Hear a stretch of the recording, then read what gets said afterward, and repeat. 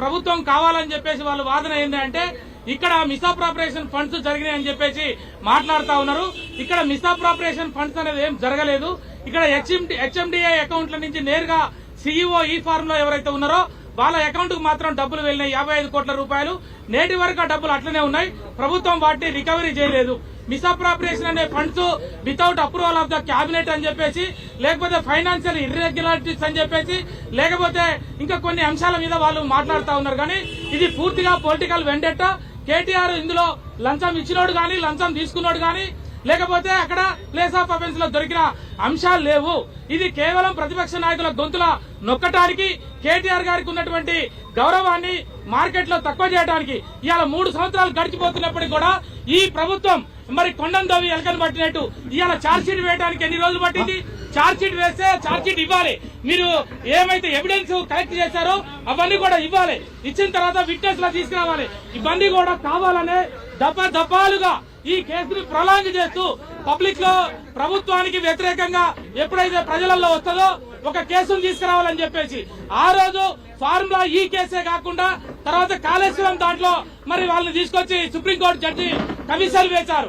ఆ commission report కూడా high court పక్కకు పెట్టింది.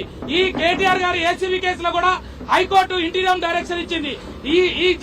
At this time should not take any constitutional steps against the petitioner అని చెప్పింది. ఎందుకు అంటే వీళ్ళు వేసినటువంటి కేసులో వీళ్ళు ఏసీబీ అనేది అప్లికబుల్ కాదు అని చెప్పి ఆ రోజు మేము హైకోర్టులో ఆర్గ్యుమెంట్ చెప్పడం జరిగింది. అది నమ్మినందుకే హైకోర్టులో మరి ఇంటీరియం డైరెక్షన్ రావడం జరిగింది. ఇవాళ ఛార్జ్షీట్ అయిపోయింది. తర్వాత ఛార్జ్షీట్ తర్వాత డాక్యుమెంట్స్ ఇవ్వాలి. ఈ ఛార్జ్షీట్ అని చదివిన తర్వాత ఇక్కడ ఉన్నటువంటి న్యాయమూర్తి ఛార్జెస్ ఫ్రేమ్ చేస్తాడు. ఛార్జెస్ ఫ్రేమ్ చేసిన తర్వాత మరి విట్నెస్ లని కాల్ఫర్ చేయాలి. విట్నెస్ వచ్చి వాళ్ళు చెప్పిన తర్వాత వాళ్ళని మీకు ట్రాక్ చేస్తాం. వాళ్ళ దగ్గర ఏం డాక్యుమెంట్స్ ఉన్నాయి, అవన్నీ నిజమైనయా తప్పుడు అనేది మేము తేలుతాం. ఆ రోజు తేల్చిన తర్వాత after hearing the both sides arguments అప్పుడు జడ్జిమెంట్ ఇస్తాడు. అప్పటి వరకు మాత్రం ఏం జరగదు అని చెప్పేసి హైకోర్టు ధర్మాసనం ఇచ్చింది. కాబట్టి ఈ రోజు మేము కాస్ట్ పిటిషన్ కూడా రేపు మూవ్ చేయబోతా ఉన్నాం. ఎప్పుడైతే ఇక్కడ చార్జెస్ ఫ్రేమ్ అవుతాయో ఆ చార్జెస్ ని మేము బేస్ చేసి హైకోర్టులో ఆర్గ్యుమెంట్ చెప్తే కాస్ట్ పిటిషన్ కనుక ఎలా అయింది అనుకోండి మొత్తం ఏసీబీ కేసు కూడా డమాల్ అంటది. ఈ కేసులో ఏమాత్రం కూడా వాస్తవాలు లేవు, డాక్యుమెంట్స్ లేవు. కేవలం ఇది పొలిటికల్ వెండెట్టా. ఒక వ్యక్తుల్ని పార్టీ నాయకుడిగా ఉన్నాడు కాబట్టి, వర్కింగ్ ప్రెసిడెంట్ గా ఉన్నాడు కాబట్టి, రేపు కాబోయే ముఖ్యమంత్రి కాబట్టి ఏదో ఒక రకంగా తప్పుడు కేసులు బనాయించి ఫోన్ ట్యాంపరింగ్ అని మరి లేకపోతే ఈ ఫార్ములా అని లేకపోతే ఇంకో కేసు అని చెప్పేసి చేస్తారు. కానీ 3 సంవత్సరాల నుంచి ఏ కేసులో కూడా ఒక్క సాక్ష్యం కూడా లేకుండా ఈ రోజు వేధింపు చర్యలకి పాల్పడతా ఉన్నది ఈ ప్రభుత్వం. ముఖ్యమంత్రి, ఈ ప్రభుత్వ పెద్దలు ఇప్పటికైనా మీరు బుద్ధి తెచ్చుకొని మీ దగ్గర ఏమైనా ఉంటే మేము సిద్ధంగా ఉన్నామని చెప్పి కేటీఆర్ గారు దఫాలుగా చెప్తా ఉన్నాడు. కానీ ఈ రకంగా రాజకీయ వేధింపులు మీరు డైవర్స్ పాలిటిక్స్ చేస్తూ ప్రజల్ని తప్పుదోవ పడుతూ ఎంతకాలమో మనుగడ సాధించలేరని చెప్తా ఉన్నా. ఈ కేసు అట్టర్లీ ఫెయిల్యూర్ అవుతుంది. This case is untenable before the honourable ACB court as well as the high court.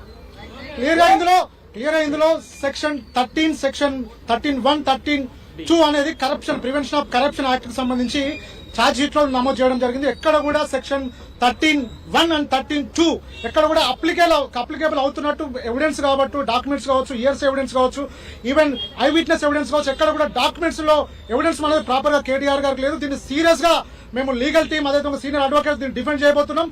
దీనిలో క్లీన్ గా కేటీఆర్ గారు బయటకు వచ్చే అవకాశం ఉంది. ఎందుకంటే క్లియర్ గా పొలిటికల్ వెండెక్టగా ఛార్జ్ షీట్ ఫైల్ చేసినట్టు మనకు కనబడుతుంది. క్లియర్ చాలా సందర్భాల్లో హైకోర్టు కూడా చెప్పడం జరిగింది. ఇక్కడ ఇన్వెస్టిగేషన్ అనేది ప్రాపర్ గా జరగలేదు, ఫెయిర్ ఇన్వెస్టిగేషన్ కాదనేది మేము కోర్టులో వాదించే అవకాశం ఉంది. దీన్ని సీరియస్ గా మేము అడ్వకేట్స్ డిఫెండ్ చేసే అవకాశం ఉంది. ప్రభుత్వానికి చేతగాకనే వీళ్ళు డైవర్ట్ పాలిటిక్స్ రాజకీయాలు వాడుతున్నారు.